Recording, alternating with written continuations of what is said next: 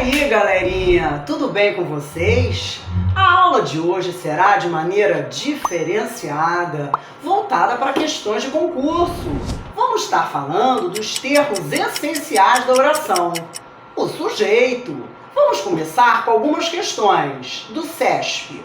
O emprego da partícula se em se estabeleceram. No entanto, foi somente no século XVII que os bancos se estabeleceram.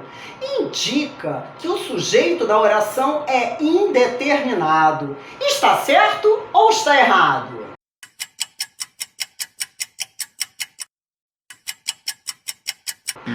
Pois é, meus amores, se estabeleceram. O verbo está na terceira pessoa do plural, a concordar com seu sujeito. Quem é o sujeito? Os bancos. Eu tenho apenas um núcleo, eu tenho um sujeito simples, os bancos. Portanto, a resposta está errada. Vamos partir para a próxima.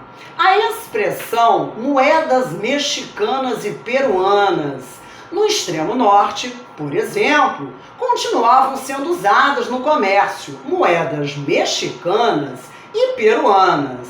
Exerce, na oração em que ocorre, a função sintática de sujeito. Está certo ou está errado? Um momento para pensar.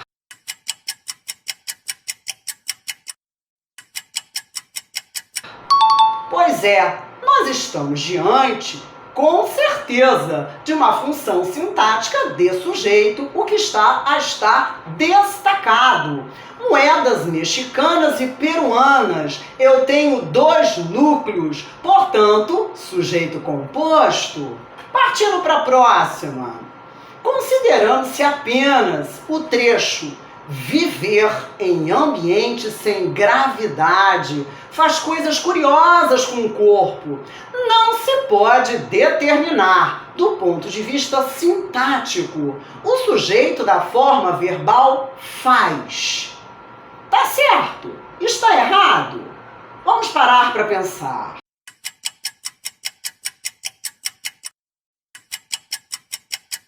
Não se pode determinar. E aí? Não, pode-se sim determinar. Estamos diante de um sujeito oracional, portanto, um sujeito em forma de oração. Viver em ambiente sem gravidade. Eu estou diante de uma oração reduzida de infinitivo. Esse sujeito oracional ficará sempre na terceira pessoa do singular. Está errado. Próxima. Temos aí o verbo destacado, não é impessoal, hein? Se eu estou a dizer que ele não é impessoal, eu estou querendo dizer e descobrir uma única opção. A dizer que eu tenho que ter um sujeito pessoal, portanto, marca de que há a presença de um sujeito. Vamos à primeira. Fazia dias. Fazia. Vamos a ser, fez muito frio. Portanto, no fazia e no fez muito frio, o verbo fazer, o verbo parecer, o verbo ficar e o verbo estar, quando tivermos elencados nesses verbos que eu acabei de falar. Eles serão verbos impessoais, a marcar tempo e aspectos naturais. Eliminaremos a A e a C. Vamos para B. Espero que não haja empecilhos. Haja o verbo haver a representar uma existência, uma ocorrência ou um tempo decorrido. Portanto, o verbo haver aí é impessoal. Agora nós temos a letra D.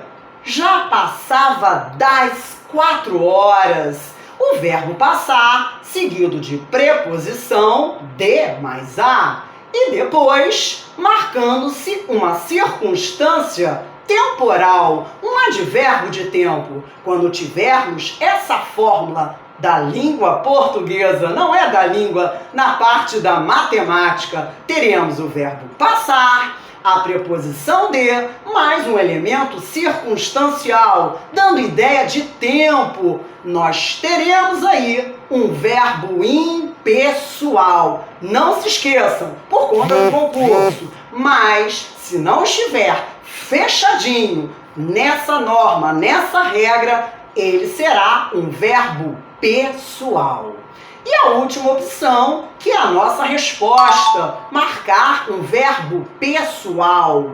Portanto, eu tenho, embora houvesse acertado a hora, ele chegou atrasado. Houvesse acertado, o verbo haver está a marcar um verbo auxiliar. E logo depois um verbo principal, acertar, formando uma locução verbal. Quando eu tiver diante do verbo haver a formar uma locução verbal, ou quando o verbo haver estiver sendo empregado fora do seu sentido usual, ele será um verbo pessoal. E a resposta é a letra E, a última opção. Agora, em pleno sertão do Cariri, no sul do Ceará, um meio de transporte causa estranheza na paisagem árida, cobrindo os 14 quilômetros que separam Grato e Juazeiro do Norte.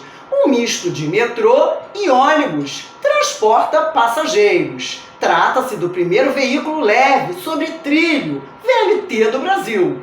Um tipo de transporte coletivo, capaz de melhorar o trânsito nas cidades sem acarretar tantos malefícios ao ambiente.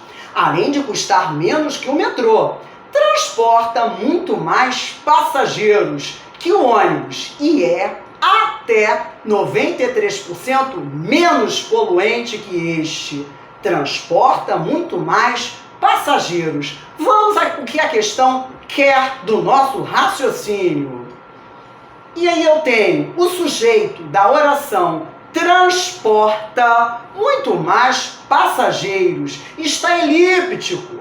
Elíptico é o nosso famoso sujeito oculto. Também podemos chamar elíptico, desinencial ou implícito. Nesse caso, nós temos um verbo que ele não está expresso, mas ele pode estar a ir a nos marcar, através da desinência do verbo ou do próprio contexto, quem é o sujeito dessa oração.